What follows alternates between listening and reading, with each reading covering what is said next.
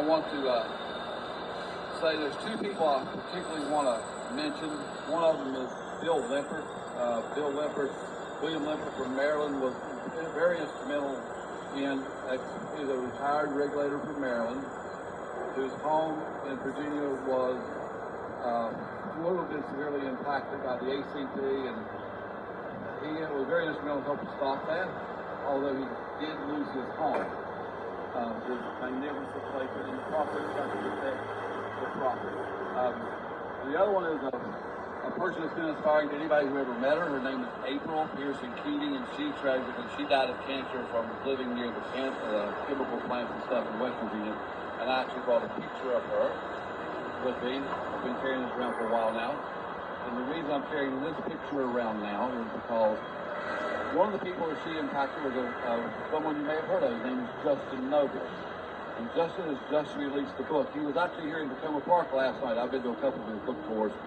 And it's called Petroleum 238. Now, he would have been here had he known about this, but he's on a book tour. So if he's coming to your neighborhood and he's going across the country, go see him. If you check out his book tour dates, he's still scheduling things across the country, and so you can find his website. But this is Petroleum 238. Talks about how radioactive this natural gas is, and as it says on the front, they've known about it for 110 years, but haven't done a thing to stop it. It's the secret of the century. He worked with frontline workers, many are dying of cancer or have died already, and a great climate scientist like Yuri Gorby that some of you have heard about.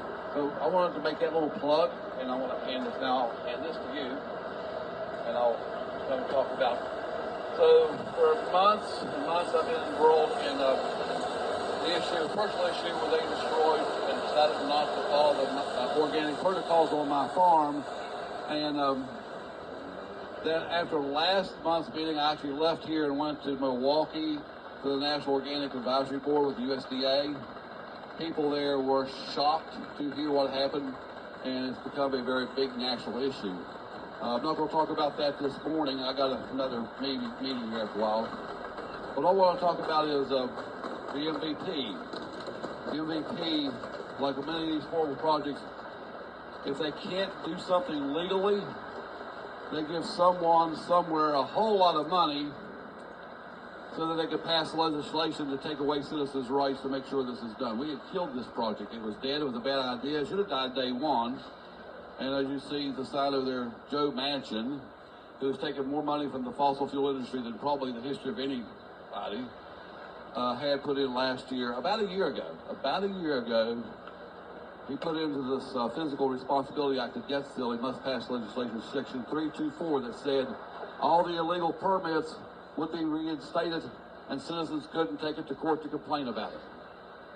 But this was in the national interest. It was in his national interest, maybe, in his pocketbook.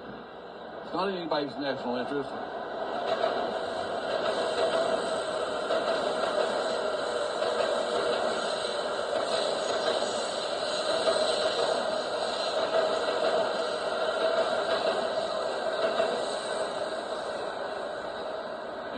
So you heard recently Donald Trump said, hey, give me $1 billion to the fossil fuel industry and I'll let you burn the planet down.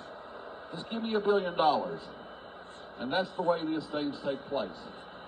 So my recent filing with MVP about this in-service date, I just re-quoted a bunch of great people from across West Virginia, and beyond.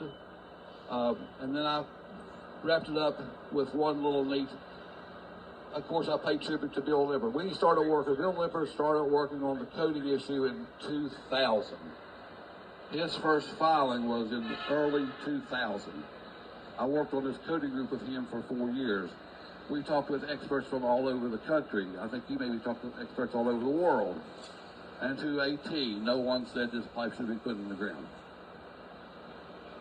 MVP said it was impractical, means not worth my life or the lives of the elementary students in Nicholas County where this pipeline runs beside the school, right beside the school, to do this.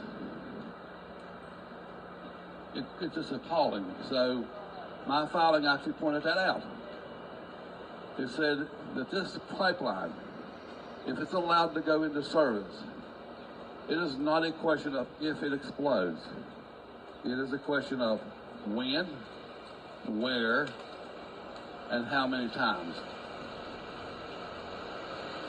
If it blows up the side of Panther Run Elementary School in Nicholas County, West Virginia, which is quite possible, there's some really steep slopes behind that school called Jim's Creek. Looks like a canyon. Was there just last week. It's 100 miles from home. I go up there and take pictures and document this stuff.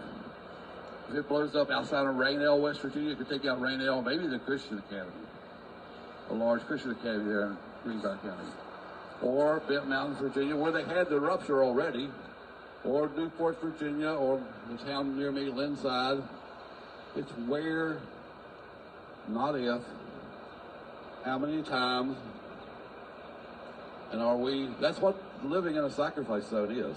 Appalachia, not just West Virginia, but Appalachia is a sacrifice zone. Just like John will be here in a little bit, talk about Louisiana, there are certain places in this country that are sacrificed so that somebody can buy a new yacht or have the third house so they can fly a flag upside down. Who knows?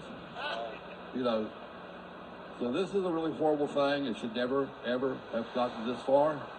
It should never go into service.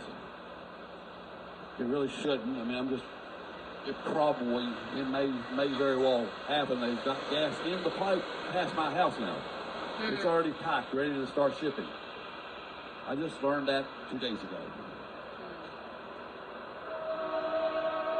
We have to stop burning the planet down. We have to change course. Ted and I will not see the worst of this, but some of these young people walking by here, and our grandchildren will, if we don't stop this. So,